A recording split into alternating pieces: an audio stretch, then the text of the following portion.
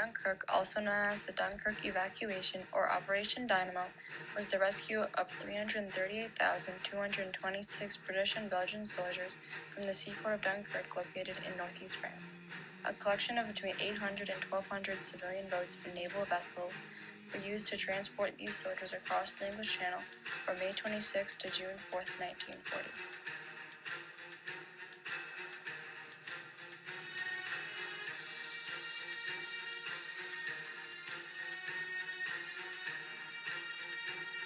Every day from May 26th to June 4th, men were evacuated from the beaches or they were evacuated from the harbor.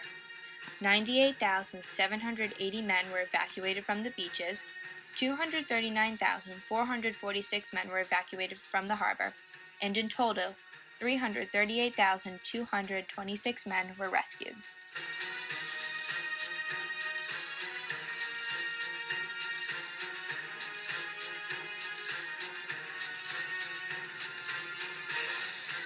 Following the Phoney War, the German army advanced westward, and the Battle of France began on May 10, 1940. The Supreme Allied Commander initiated Plan D, which involved entering Belgium to counter the Germans in the Netherlands. However, they had already crossed through most of the Netherlands before the French arrived. On May 14th, the German army advanced to the Ardennes and toward the Commune of Sedan, finally turning toward the English Channel. A series of Allied counterattacks were insufficient in stopping the Luftwaffe forces, and they trapped the French and British troops at Dunkirk before they could retreat to Britain.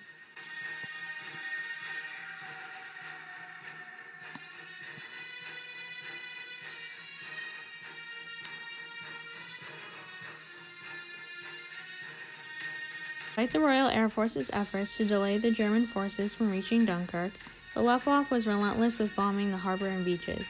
The Royal Navy vessels were no match for Dunkirk's shallow beaches, so the Allies put out a call for smaller ships and leisure boats to bring troops to the larger boats further out in the North Sea, some even being manned by their civilian captains.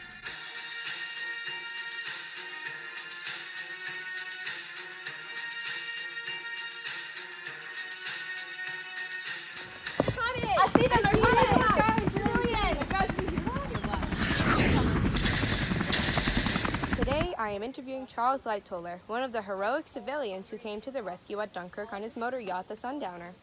Mr. Lightoller is the former second officer of the Titanic. He saved 130 soldiers with his eldest son Roger and Sea Scout Gerald Ashcroft.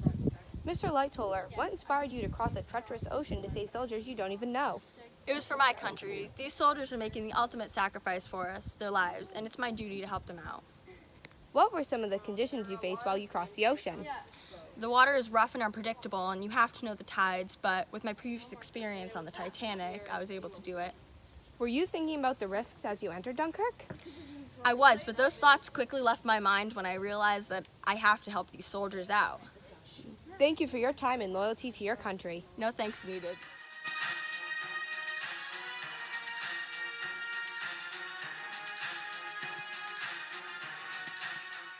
I am now interviewing Samuel Wicker, one of the many brave soldiers who was rescued at Dunkirk today.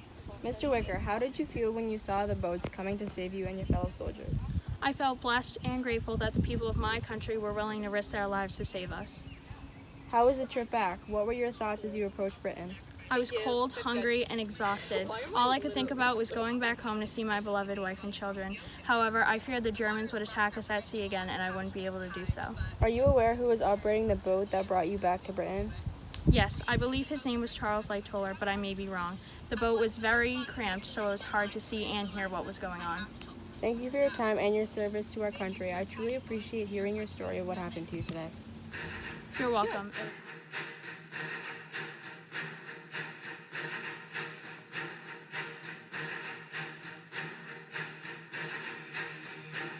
Some people would argue that the Battle of Dunkirk was the real turning point of World War II.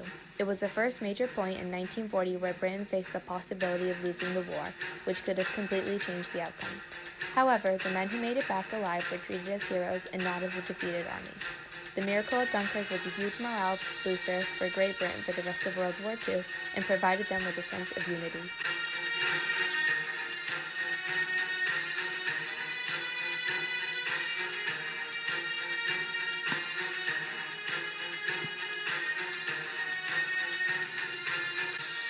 With the help of civilians, many lives were saved from May 26 to June 4, 1940 in the Dunkirk evacuation.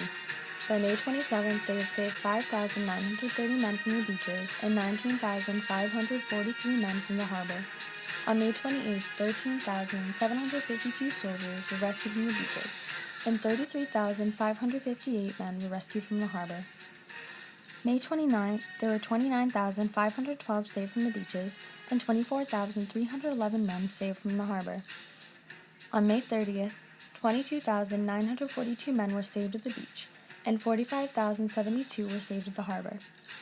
By the end of May, a total of 72,136 men had been evacuated from the beaches, and 122,484 had been evacuated from the harbor.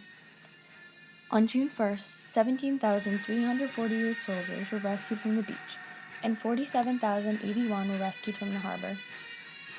On June 2nd, 6,695 were saved from the beaches, and 19,561 were saved from the harbor.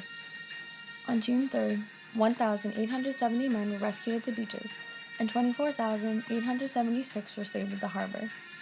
By the end of June 4th, 1940, a total of 98,780 soldiers had been evacuated from the beaches, and a total of 239,446 had been evacuated from the harbor. Between May 26 and June 4th, 338,226 men were rescued by the brave civilians who chose to help their troops get back home safely from Dunkirk.